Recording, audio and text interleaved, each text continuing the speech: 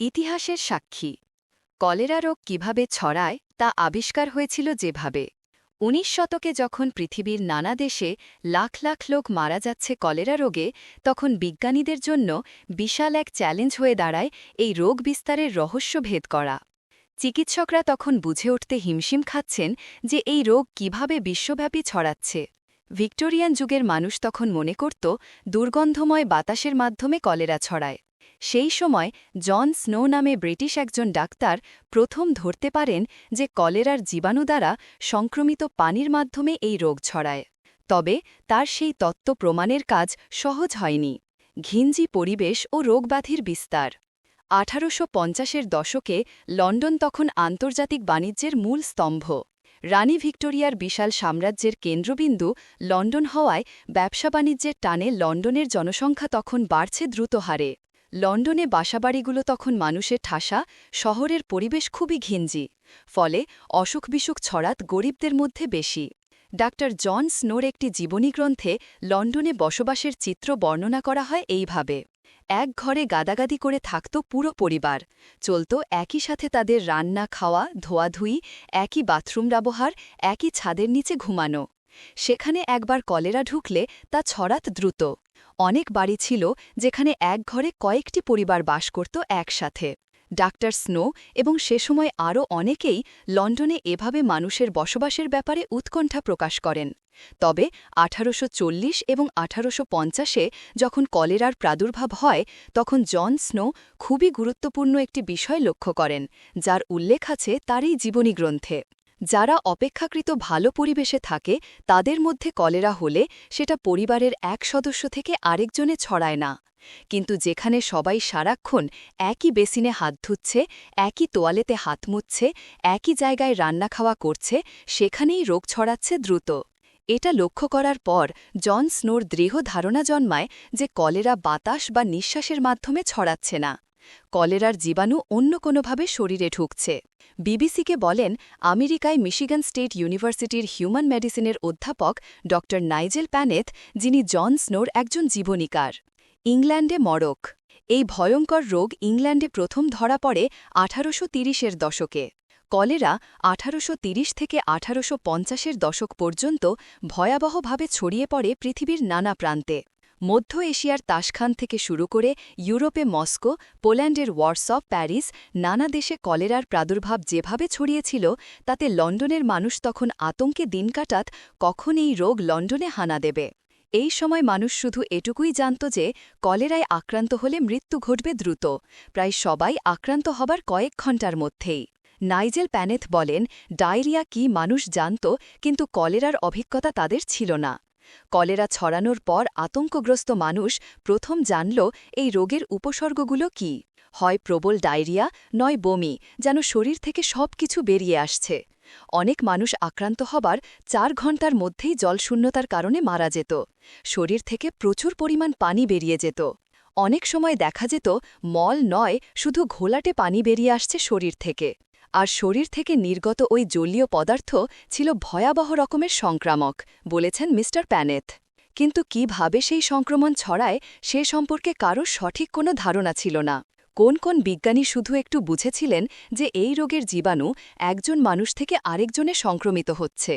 কিন্তু কিভাবে তা ঘটছে সেই তত্ত্ব ৩০ বছর পর্যন্ত কেউ প্রমাণ করতে পারেননি।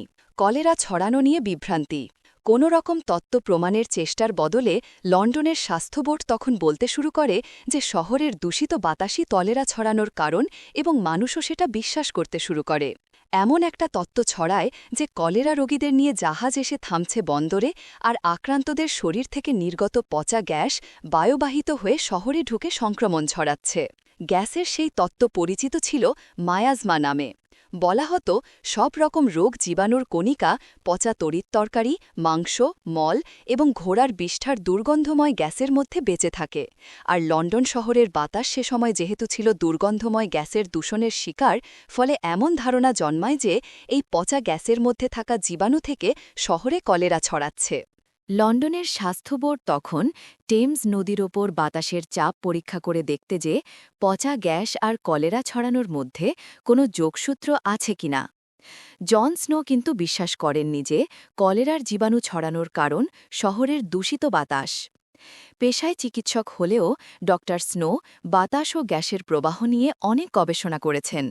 এমনকি চিকিৎসায় অস্ত্রোপচারের জন্য তিনি তখন অ্যানাস্থেশিয়া বা চেতনানাশক ওষুধও তৈরি করেছেন। প্রথম সূত্র। এরই মধ্যে কলেরা মহামারীকে খুব কাছ থেকে দেখার সুযোগ ড স্নো পেলেন 1830 সালে। তিনি তখন 18 বছর বয়সী ডাক্তারির ছাত্র। শিক্ষানবিশ হিসেবে তাকে কলেরা রোগীদের চিকিৎসার জন্য পাঠানো হল উত্তর পূর্ব ইংল্যান্ডে এক কয়লাখনি এলাকায়। তার জীবনীকার নাইজেল প্যানেথ বলছেন, সেখানে যাওয়াটা তখন ছিল খুবই ভয়ের, কারণ এই রোগে প্রতিদিন বহু মানুষ মারা যাচ্ছে। কেউ জানে না কিভাবে রোগ ছড়াচ্ছে, কিভাবে রোগ ঠেকানো সম্ভব। স্নো দেখেছিলেন খনি এলাকা থেকে প্রচুর মৃতদেহ বের করে আনা হচ্ছে। অভিজ্ঞতাটা ভয়ের হলেও তিনি কিন্তু সেখানেই এই রোগ ছড়ানোর কারণটা প্রথম ধরতে পারেন। খনি এলাকায় এই রোগ প্লেগের মতো ছড়িয়ে পড়ে। ব্রিটেনে কলেরায় সবচেয়ে বেশি মারা যায় খনি শ্রমিকরাই। ড স্নো শ্রমিকদের কাজের ধারার উপর নজর রাখেন এবং দেখেন শ্রমিকরা অনেকটা সময় কাটায় কয়লা খনির ভেতরেই। তারা খনির ভেতর সাথে করে নিয়ে যেত যথেষ্ট পরিমাণ খাবার দাবার। ভেতরে তারা অবশ্যই হাত না ধুয়েই খাবার খেত, আর খেত হাত ব্যবহার করে। জন স্নো বুঝেছিলেন শৌচকর্ম করে হাত না ধোয়ার কারণে মলের ভেতর থাকা কলেরার জীবাণু অসাবধানে একজন মানুষের শরীর থেকে আরেকজন মানুষের শরীরে ঢুকছে এবং সংক্রমণ ঘটাচ্ছে। তত্ত্বপ্রমাণে পানির কল।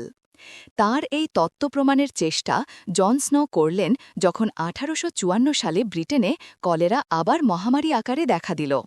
ওই বছর ব্রিটেনে কলেরার মরক ছিল সবচেয়ে ভয়াবহ। শুধু লন্ডনেরই ছোট্ট একটা এলাকা জুড়ে মাত্র 3টি রাস্তায় 10 দিনে কলেরায় মারা যায় 500 লোক। জন স্নো সরকারিভাবে স্বাস্থ্য বোর্ডের সদস্য না হলেও তিনি তার তত্ত্ব বৈজ্ঞানিকভাবে প্রমাণ করতে উঠে পড়ে লাগলেন। লন্ডনের ওই মরক নিয়ে গবেষণা করতে গিয়ে তিনি দেখলেন ওই প্রাদুর্ভাবের সাথে জড়িত রয়েছে পাড়ার একটি পানির কল। জন স্নো তার গবেষণাপত্রে লিখেছিলেন, সেখানে গিয়ে আমি দেখলাম যারা মারা গেছে তারা প্রায় সবাই ওই পানির পাম্পের ধারে কাছেই থাকেন। ওখান থেকেই স্থানীয়রা সবাই ধোয়াধুয়ি, রান্না আর খাওয়ার জন্য পানি সংগ্রহ করেন। গবেষণায় পরে জানা যায় একটি বাসার মাটির নিচে পয়ঃনিষ্কাশন বর্জ্যের ভাগাড় থেকে চুইয়ে সেখানকার বর্জ্য গিয়ে পড়ছে একটা কুয়াতে, যেখান থেকে ওই কলে পানি আসে। কিন্তু ড স্নো লিখেছেন, বিস্ময়ের ব্যাপার হল ওই পাম্পের কাছেই ছিল একটি মদের ভাটি। সেখানকার কোনো কর্মী কিন্তু কলেরায় আক্রান্ত হয়নি। ভাটির কর্মীরা আক্রান্ত হয়নি শুনে আমি সেখানে গেলাম। মালিক মিস্টার হগিন্সের সাথে দেখা করলাম।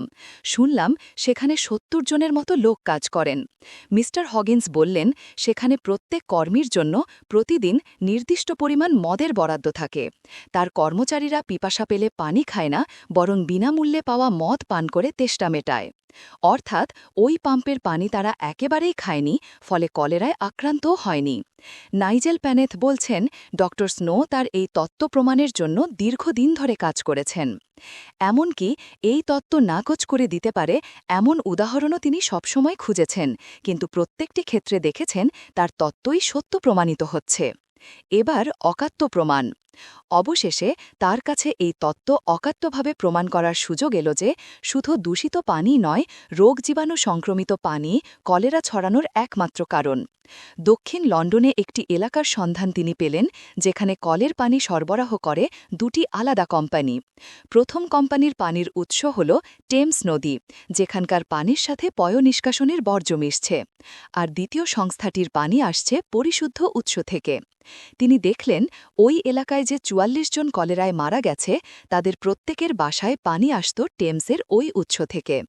মিস্টার প্যানেথ বলছেন, জন স্নো এর পর ওই এলাকার তথ্য উপাত্ত সংগ্রহ করে দেখালেন যে প্রথম কোম্পানিটি থেকে যাদের বাসায় পানি যাচ্ছে তাদের কলেরায় মৃত্যুর আশঙ্কা 14 গুণ বেশি। বাসাগুলো কিন্তু একই পাড়ায় একই রাস্তায় পাশাপাশি, তফাৎ শুধু কেউ পানি পাচ্ছে টেমসের উৎস থেকে, কেউ অন্য সংস্থাটি থেকে। তারা নিঃশ্বাস নিচ্ছে কিন্তু একই বাতাসে।